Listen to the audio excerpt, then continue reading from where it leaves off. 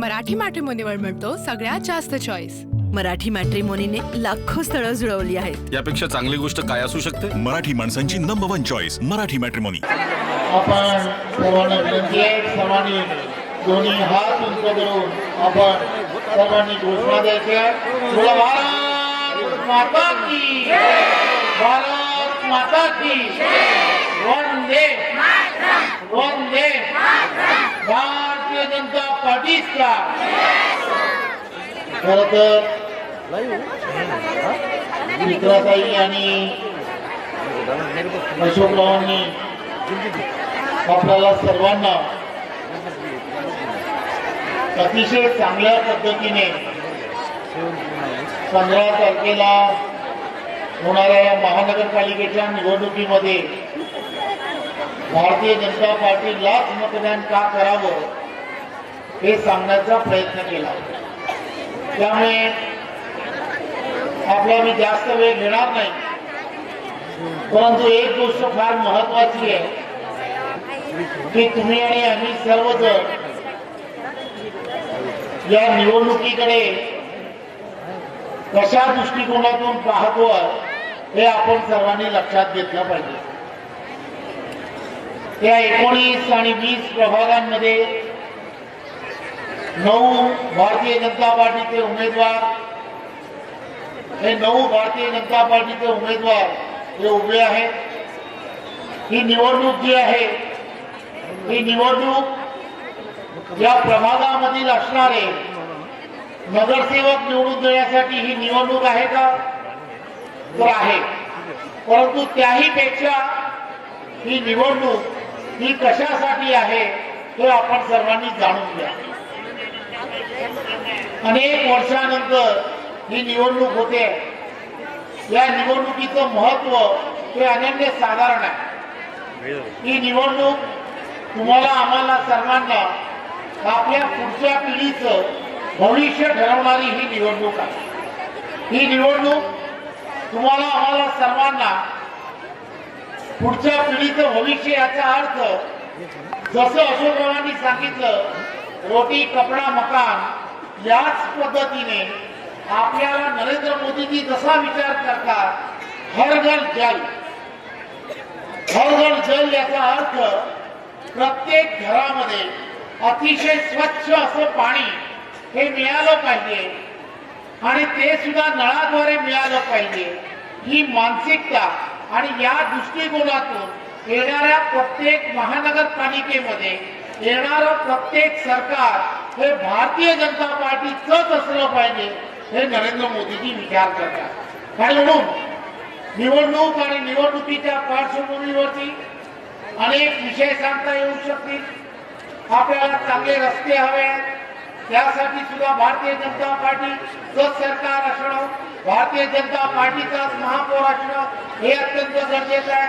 तुम्ही आम्ही सर्वजण जाणता, गेल्या काही वर्षा अगोदर या संपूर्ण महाराष्ट्रामध्ये सर्व ठिकाणी जवळजवळ 6-6, 7-7 तास हे लोड शेडिंग असायचं। हे लोड शेडिंग मुक्त करण्याचं काम जर कोणी केलं असेल तर ते नरेंद्र मोदीजींच्या सरकारने, एनडीएच्या सरकारने आणि देवेंद्रजींच्या महाराष्ट्रातल्या सरकारने केलं। त्यामुळे हे आपल्याला कायमस्वरूपी आपल्याला 24/7 ही वीज व्यवस्था मिळाली पाहिजे। आपली लाईट 24 तास चालू राहिली पाहिजे आणि ती सुद्धा आपल्या घरामध्ये कोणताही त्रास न देता, म्हणजे काय तर 20 वर्ष आपण पाहतोय, प्रत्येक वर्षी विजेचा दर हा सातत्याने वाढताना दिसतोय। परंतु देवेंद्रजींच्या नेतृत्वामध्ये अपारंपरिक ऊर्जा ही महाराष्ट्रात करायला सुरुवात झाली आणि आज विजेचे दर हे कमी व्हायला सुरुवात झाली। याचा अर्थ महागाई आणि या सगळ्या गोष्टींवरती, छोट्या छोट्या गोष्टींवरती देवेंद्रजींचं सरकार अतिशय बारकाईने लक्ष देत आहे। आणि म्हणून या सगळ्या गोष्टी या देशामधील असणाऱ्या प्रत्येकाच्या जीवनामध्ये आनंद आला पाहिजे, प्रत्येकाचं जीवन सुखकर झालं पाहिजे। शेतकरी असेल, कष्टकरी असेल, प्रत्येकाच्या जीवनामध्ये कुठेही आनंद आणि आनंदच असला पाहिजे या दृष्टिकोनातून इथला असणारा प्रत्येक गरीब याच्या घरामध्ये कोणीही उपाशी राहू नये यासाठी 80 कोटी लोकांना अन्न सुरक्षा योजनेच्या माध्यमातून मोफत धान्य हे रॅशनिंगच्या माध्यमातून मिळत आहे. हे आदरणीय पंतप्रधान नरेंद्र मोदीजीमुळे मिळत आहे, हेही आपण सर्वांनी लक्षात घेतलं पाहिजे. त्याचबरोबर आपण पाहत असाल गरीबातल्या गरीबाला आता इलाज मोफत व्हायला सुरुवात झालेली आहे. आपल्याला माहित आहे, आपल्याला आयुष्यमान भारत सारखं जे कार्ड मिळालंय, या कार्डच्या माध्यमातून 5 लाख रुपयापर्यंतचा असणारा इलाज हा आपला मोफत व्हायला सुरुवात झाली आहे. त्याचा अर्थ की आपल्याला प्रत्येक जीवनामध्ये जी गोष्ट हवी आहे ती गोष्ट आपल्याला नरेंद्र मोदींमुळे, भारतीय जनता पार्टीमुळे आणि आदरणीय देवेंद्रजींमुळे मिळते. आणि त्याचबरोबर आपण सर्वांनी ही गोष्ट लक्षात घेतली पाहिजे. करोनाचा काळ हा तुम्ही आणि आम्ही सर्वांनी पाहिला.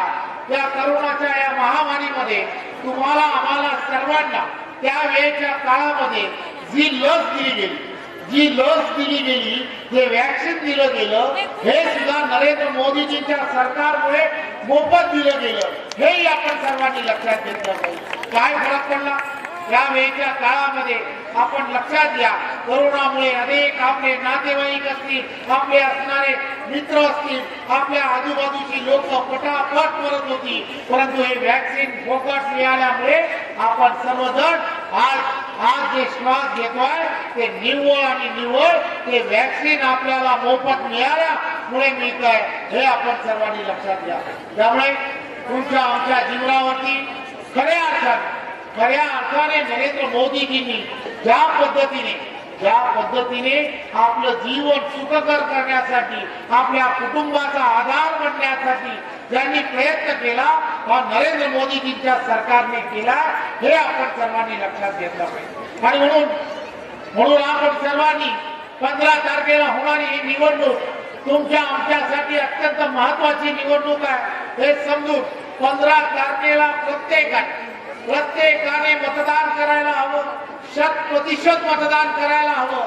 तुम्ही तर मतदान करा, तुमच्या आजूबाजूच्या असणाऱ्या प्रत्येकाला मतदान करायला सांगणं आणि ते सुद्धा कमळासमोर बटन दाबून करणं हे अत्यंत गरजेचं आहे आणि ते तुम्ही कराल याची सुद्धा खात्री आहे.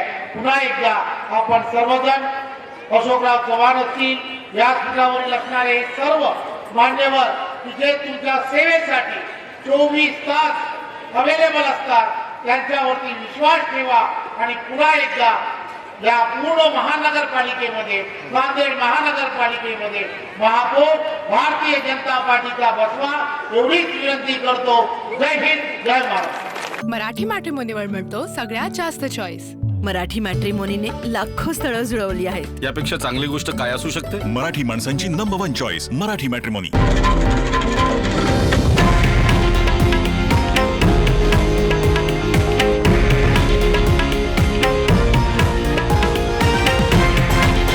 हे आहे देशातील नंबर 1 न्यूज नेटवर्क आणि आपण पाहत आहात TV9 मराठी, एकमेव.